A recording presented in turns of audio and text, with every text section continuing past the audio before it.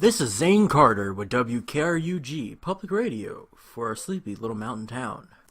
It is Halloween, folks, as you all know. The spooktacular holiday is Wednesday this year, which is obviously today. School will be releasing at 12:30 to let kids that go trick-or-treating before the nightfall. Wouldn't want to lose some of the next generation to the lights or anything else that goes bump in the night.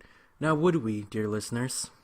As is tradition, the entire broadcast will be made up of scary stories and weird experiences that people have sent in anonymously, obviously.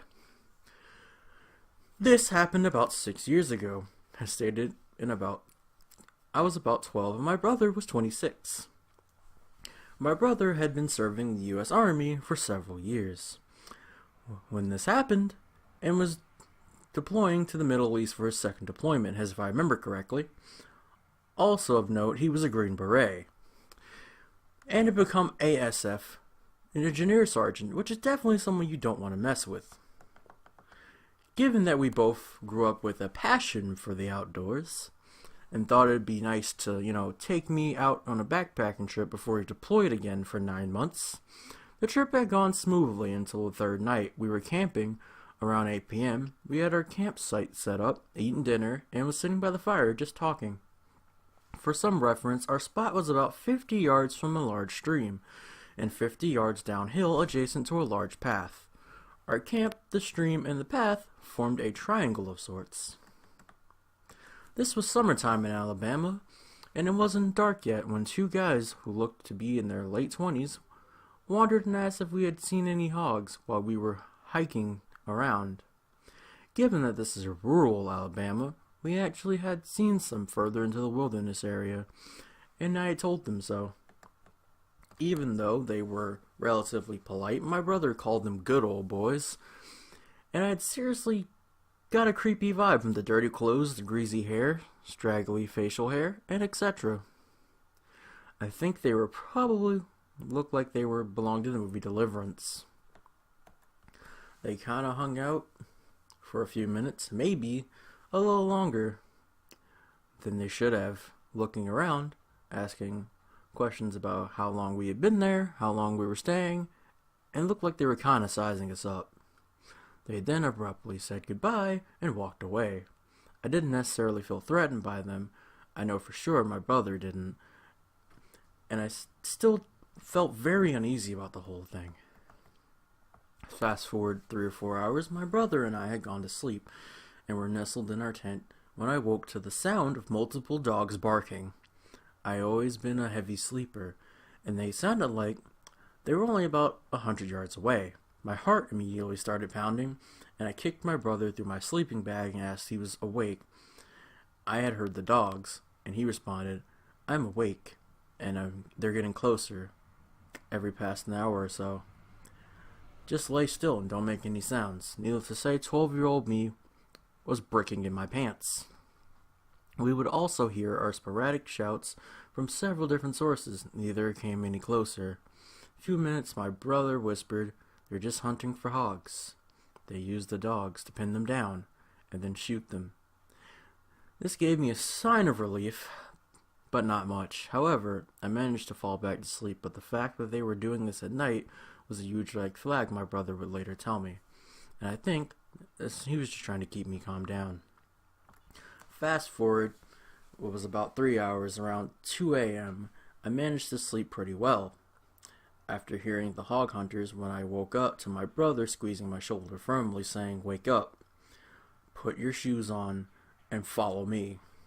Be as quiet as you can." My heart immediately went back into racing because I heard the dogs and voices in the distance, further away than before, but still distinct. Not asking any questions, I did what he said, and as soon as we were out of the tent, he told me to get on his back. And then we crawled into the bushes, about 50 yards into the woods. So we had a pretty good elevated view of our campsite. I remember as we were laying there how loudly I was breathing, and how quiet he was when I heard the very distinct sound of a pistol slide racking. I looked over at my brother. He had his pistol and was watching the campsite and surrounding area. I started to whisper to him when he put a hand over my mouth and pointed at the campsite. The group of hunters were steadily approaching our campsite. By this time, 30 or so minutes had reached it. There were 5 of them and 3 or 4 dogs. They all looked relatively young, and 2 either had rifles or shotguns, and dogs were going crazy, obviously having smelled our scent. For those of you who are backpackers and campers, nobody comes onto a random campsite in the middle of the night with dogs and guns and obviously has good intentions. I know this, and my brother knew this too. I was scared shitless. I couldn't make out what they were saying, but my brother later told me they were talking about us, although he hadn't heard any specifics. They lingered for about 20 minutes, flashing lights around and talking to themselves. My brother put his mouth to my ear and whispered, "If they come towards us, I want you to turn and run as quickly as you can. Don't stop. Don't look back." I knew I could make it back to this because he taught me land nav very well. He then handed me a flashlight and told me not to take the red filter off. He told me that red filter helps preserve night vision and cuts down ambient light, so it would be harder for them to see me in the distance. At this point, I was scared. I almost started crying, but at the same time, I had a rush of adrenaline and what I think was now confidence because he thought I could handle myself. We laid there for a little while longer, and out of nowhere, they started screaming, "Where y'all at?" and firing in the woods at random. My brother dragged me behind a crest of a hill and threw himself on top of me. Thankfully, our position at the top of the hill, we were protected from gunfire. They shot 5 or 6 more times and started walking back to the direction they had come. They got maybe 100 yards away when I heard blaring siren and saw emergency lights flashing through the woods. Turns out my brother had called the Forest Service on a satellite phone my family was given for emergencies. While I was asleep, he had sent out Forest Service officers and game wardens to our area to the wilderness. The wilderness we were in was 25,000 acres in size, so it took them a while to get back here and find us on the dirt roads. We saw the game warden truck. My brother signaled them with a light and pointed them in the direction the hunters had gone, and the guy sped off, shining his light through the woods. As soon as they were all gone, we went back to the camp, packed up our stuff, and waited by the path for the game warden to come back, who then gave us a ride in his truck back to the main staging area. On the drive back, my brother told me how brave I was and that we would talk about it with our parents the next day if I wanted to. I asked him not to do that because I thought they would never let me go camping again. That's a really rough story. I'm going to fill it with a personal one of mine. I was once canoeing the boundary waters between Minnesota and Canada. These aren't your normal backwoods ponds. The boundary waters are thousands of enormous lakes interconnected with each other. Think mini Great Lakes. We had been canoeing along the lakes for about a week at this point. We really didn't have an itinerary, just planned to boat, camp, fish, live off the land 2 weeks. We had a GPS and a sat phone to call helicopter for pickup whenever we were done. Anyway, about a week in, we were sat to canoe a few hours to the next lake, an hour or so, and we were in the center of an extremely long, narrow lake. Unfortunately, a storm started to blow in, and the waves in the lake swelled to about 2 feet. Too much for our dinky canoes. We pull off into a random clearing on the shore and set up camp in a rush to avoid being totally thrashed by a rainstorm. We set up camp and we hunkered down for the night. By the next morning, we had cleared up, and we started walking up the coast of the lake, about 200 feet from the camp, looking for a good fishing spot. What we actually found was another campsite. However, it was absolutely wrecked. Trash thrown everywhere, tent collapsed and torn, clothes on the ground. At first we were just disgusted, what assholes did this or left this shit out here like this. to be bear food? The more we looked around, the weirder things got. For one, their garbage was still hoisted up into the tree to keep it safe from bears, but the whole bag was ripped open despite being 30 feet in the air. Second, literally everything except the canoes were still at the campsite. Clothes, packs, food, rope, pans, like serious amount of hiking equipment. Enough for 2 or 3 people. Half of it was trashed and torn open, mostly the packs and tent and clothes. The other half was totally untouched, but thrown on the ground.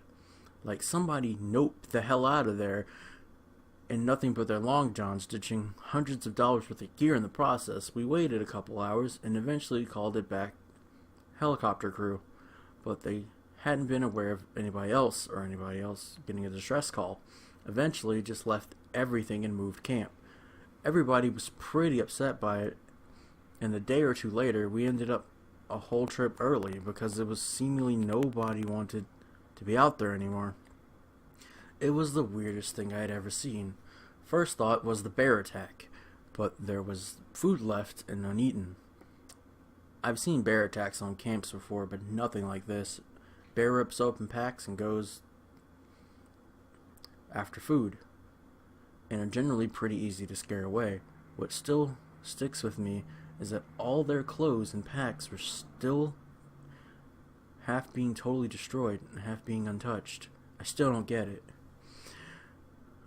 I've done a lot of other camping and hiking and rafting, biking all around the country. I've never seen anything weird like that.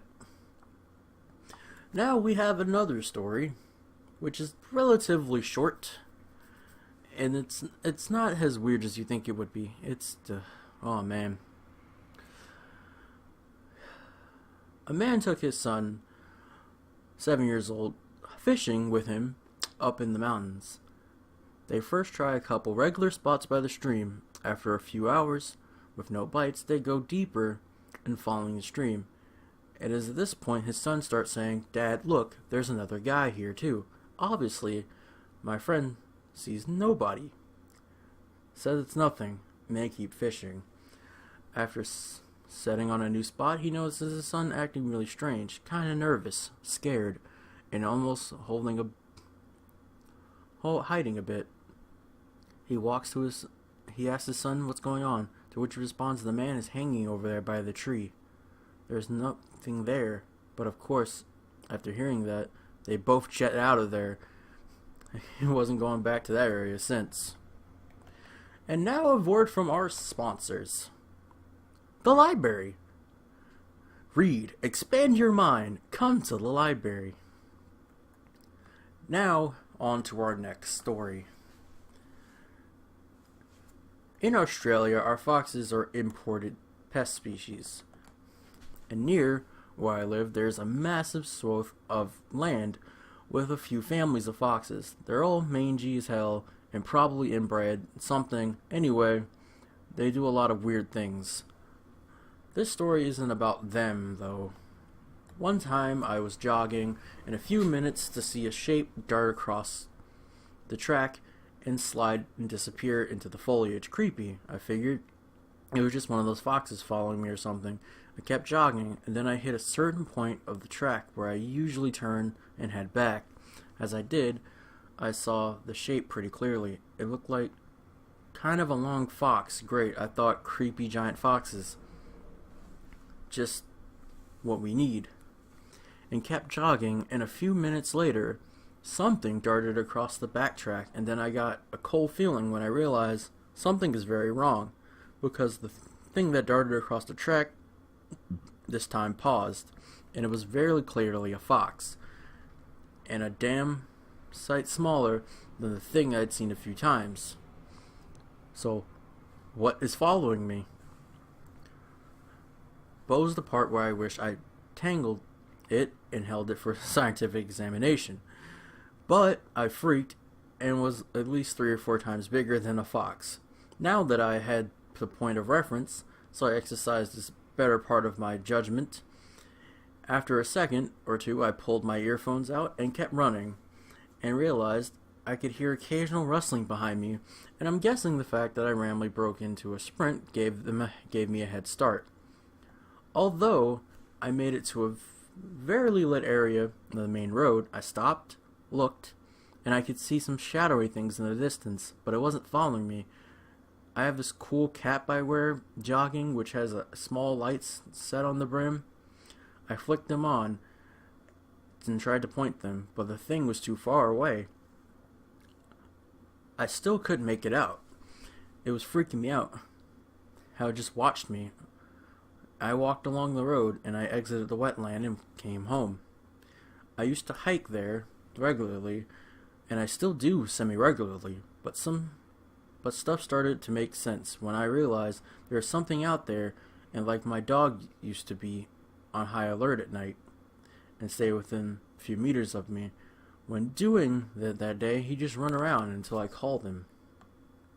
Funny enough, I too came across something like this when I was younger playing in the woods. This poor deer had been minced. There was fur everywhere, all the way up to the trees. The fact that I saw the spine and the rib cage completely clean on the ground. This was peculiar, as there was literally blood everywhere. This freaked me out, and as I turned to go back, I saw the head perfectly placed in the fork of a tree at eye level. It was not cleaned, it was decayed, and it was terrifying. It occurred to me, being that the blood looked fresh, and that this happened fairly recently. I didn't find the legs or any entrails, but believe me, I wasn't sticking around to find either of them. I booked it out of the woods on the way home, and could have been a cougar. It would have been way too calculated to be a cougar. Our next story is relatively long. It's a ghost story with a weird twist.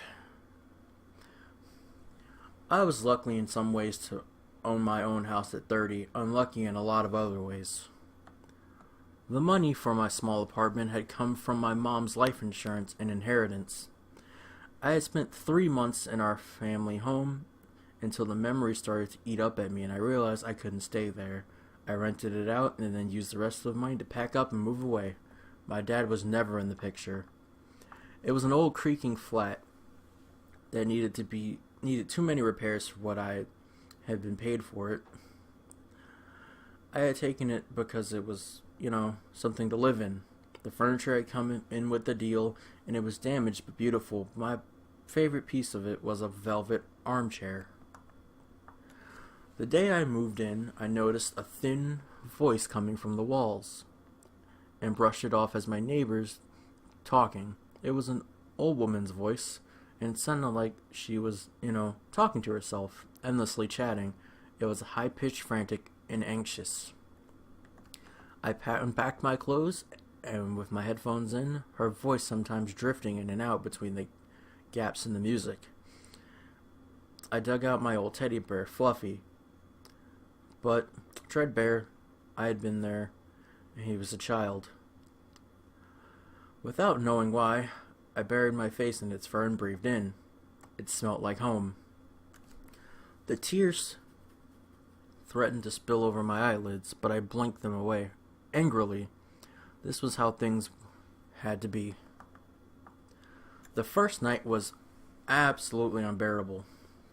The woman next door was alternating between banging on the walls, singing to herself in muttered, frantic tones. It was so loud it felt like she was in the room with me. Eventually, it got too much for me. I knocked on the wall in the next apartment, waiting for the old lady to answer, trying to wipe the irritation from my face. "Hello?" A man in his 30s answered the door in a dressing gown, his eyes half closed, and he looked like he'd just woken up. "Look, I know I've just moved in, and don't want to be rude, but could you ask your grandmother to keep it down? She's been banging on the walls and shouting all night, and it's been a long day for me." He straightened up, suddenly alert. There's nobody here but me. I was asleep until like 5 seconds ago. So he trailed off and looked me up and down with the expression that I couldn't read. You seem to be a nice girl. I raised my eyebrows. I wasn't sure that would help me sleep. The last woman who lived in that apartment was Gloria Jennings. 5 years ago. Do some research and maybe you can get your money back on this place. His face weary as if he had this conversation countless times. Thanks. I barely had the time to get the word out before the door was shut in my face. I tried to sleep, but my mind wouldn't let me. I could hear the woman crying in the walls, and I felt like I was losing my mind. How could I hear something that wasn't there? There was some weird neighborhood initiation? I got out of bed, my feet slipping against the cold floor. Determined to call the police, the old woman was making agonized groans so deep and guttural she sounded like an animal. The second I opened the door to my living room, I pulled the cardigan over my shoulders, an involuntary impulse, and it felt like the heating had been off for hours. I froze, sitting in the velvet armchair. Was the old woman. The old woman's hair tangled into a matted bun at the top of her head, and she was staring straight ahead. The lamp cast light over her pale, mauled skin, and I shivered. She must have wandered confused about where she lived. How would this woman's care let her get into such a terrible state? Excuse me, I shivered.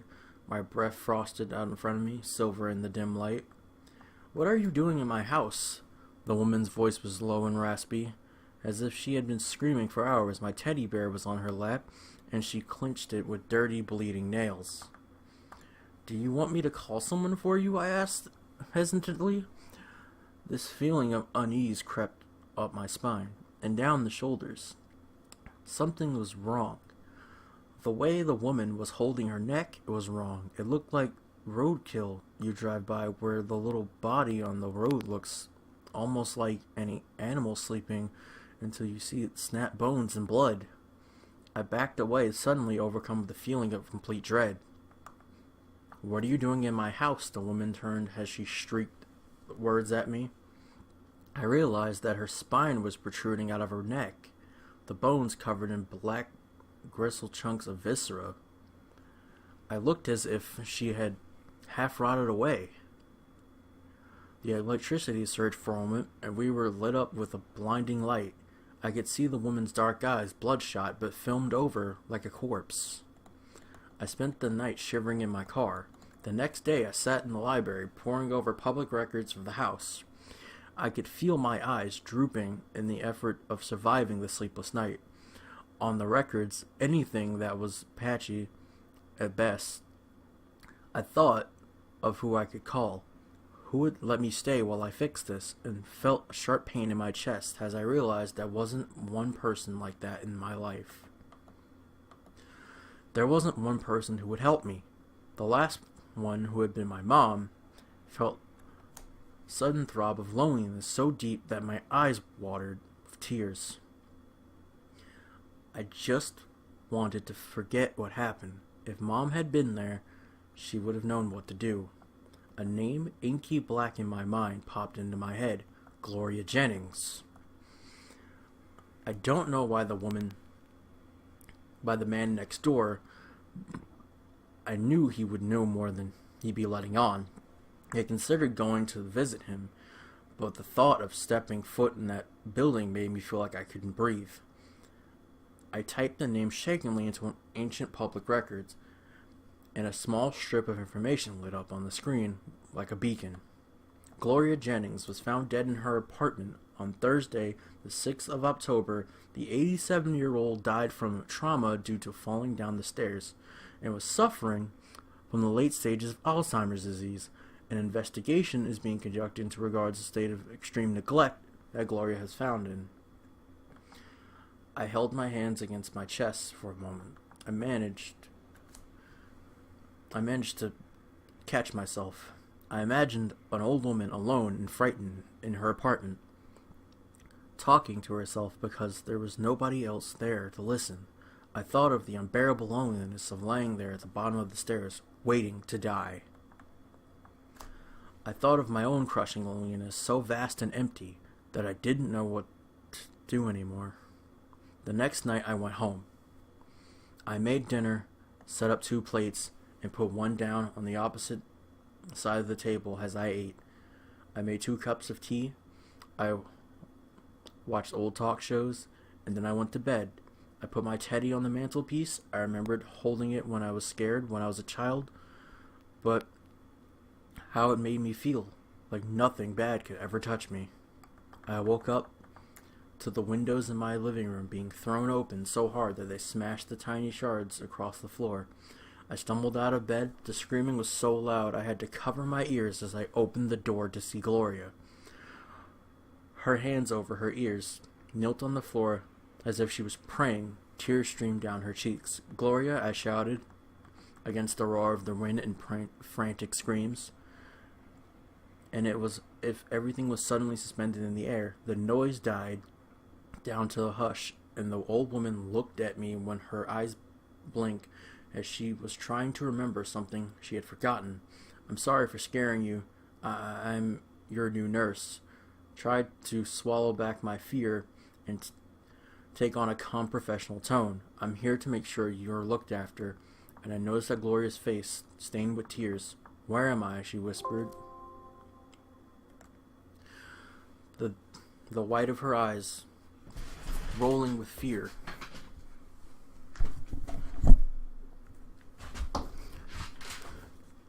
Rolling with fear. "Where am I?" She had looked... rolling with fear. "Where am I?" She looked, and a rotted corpse left for years. And now, in the moonlight, she looked like a frail old woman wrapped in a blanket, confused and alone, and my heart ached for her. "You gave me a real fright, but we're in your house. We're staying here as long as you need," I told her gently. I remembered the teddy bear sitting in the mantelpiece and slowly moved my way over as I brought the little bear over to Gloria and placed it next to her. She looked at it for a moment, then reached for it with tentative hands, as if she couldn't believe that it was for her.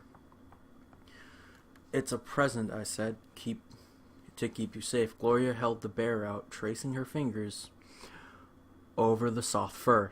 She clenched it to her chest, squeezing her eyes shut. When I went to turn on the light, as I turned back, she was gone. Sometimes Gloria cries. Sometimes she makes my electricity cut out. It'll be so cold I can barely breathe. But sometimes, on the nights when I hear her sobbing, I come and sit next to her and sing a song my mother used to sing to me when I was a child. "Well, there'll be a day when you say goodbye. Yes, there'll be a day when they'll make you cry. You say you're gonna leave, you know it's a lie. 'Cause there'll be a day when you die." Some days, the best days, I'll come home from work and find that my fresh laundry is hazardly folded on the bed with a small, dirty flower placed neatly on top. Those nights, I'll put a cup of tea beside the armchair that I've never sat in, the old movies, and if I'm lucky, I'll see her sitting there, holding her bear, smiling. And Gloria was someone very kind when she was alive. She still doesn't know who she is, but I'll look after her until she finds out, or until I'm gone, and can hold her hand as we walk together as old friends to whatever comes next. That was a deep, deep, dark story. It was very heartwarming, actually. Well, my time is up, dear listeners. I'm going home to indulge in sweets Lyle made me, and any candy that might be left, unless some little shits dumped my candy bowl into their bag. Stay warm, dear listeners, as we leave you with the musical tones, at least what we hope is music. Later.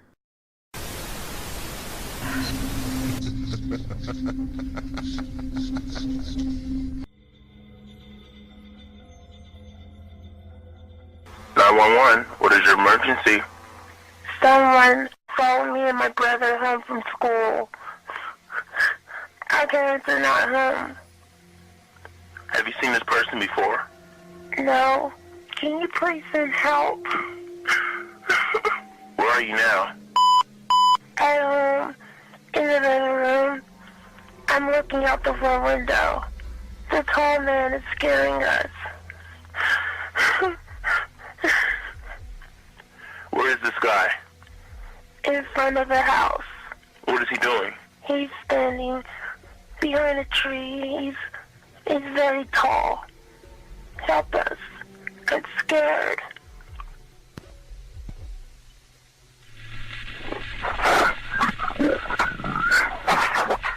What was that? I don't know. The lights went out. I'm scared. Help is on the way. Oh my god, oh my god, oh my god. What's happening? He's looking at me. He has no face. His face is gone. Calm down. Does he have a mask on? No. He's coming. He's coming. Calm down. Help is on the way. As long as he's outside and you're inside, you'll be fine. Describe him to me. He has a suit on and a tie. He's very tall. He has long arms. He's bald. I'm scared. Be brave, okay? I want you to be strong right now. It's going to be fine. I'm here with When are you. you coming? How's your brother doing? He's not doing anything. He's acting strange. What is he doing? Staring. He's staring at me. Is he scared? No, he's not saying anything. How old is he? 9. What is the tall man doing now? What's the matter? He's in front of the window, facing me. Back away from the window, get your brother, go into the restroom, and lock the door. Young lady, are you okay? Hello? Are you there? Hello? Young lady, are you okay? I'm fine now. I'm not scared anymore. The tall man just wants to play. He's my friend. Where is he? They're with me now. They're safe. Who are you? She will be missed. Sir, please don't do this. I see you, operator. You're scared. I feel your worries and your doubts. The one you call Sarah will be mine too. How do you know my daughter's name? Goodbye. Hello? Hello? Fuck, I gotta get home.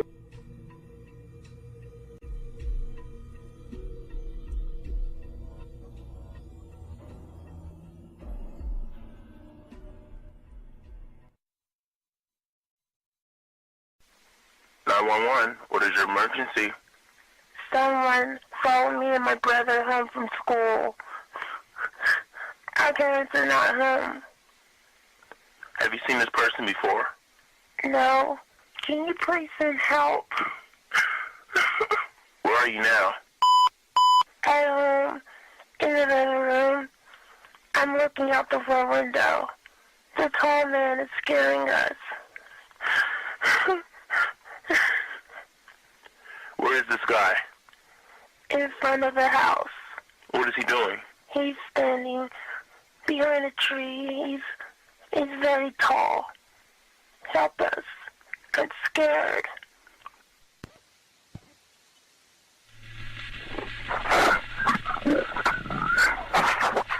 What was that? I don't know. The lights went out. I'm scared. Help is on the way. Oh my god, oh my god, oh my god. What's happening? He's looking at me. He has no face. His face is gone. Calm down. Does he have a mask on? No. He's coming. He's coming. Calm down. Help is on the way. As long as he's outside and you're inside, you'll be fine. Describe him to me. He has a suit on and a tie. He's very tall. He has long arms. He's bald. I'm scared. Be Oh my brave, okay? God. I want you to be strong right now. It's going to be fine. I'm here with you. He's coming.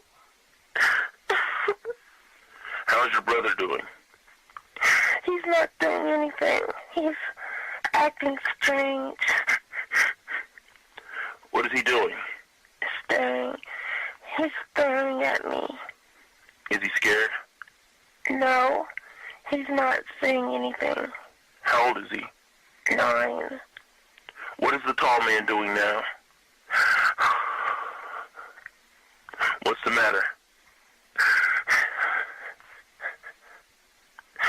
He's in front of the window, facing me. Back away from the window, get your brother, go into the restroom, and lock the door. Young lady, are you okay? Hello? Are you there? Hello? Young lady, are you okay? I'm fine now. I'm not scared anymore. The tall man just wants to play. He's my friend. Where is he? They're with me now. They're safe. Who are you? She will be missed. Sir, please don't do this. I see you, operator. You're scared. I feel your worries. And your doubts. The one you call Sarah will be mine, too. How do you know my daughter's name? Goodbye. Hello? Hello?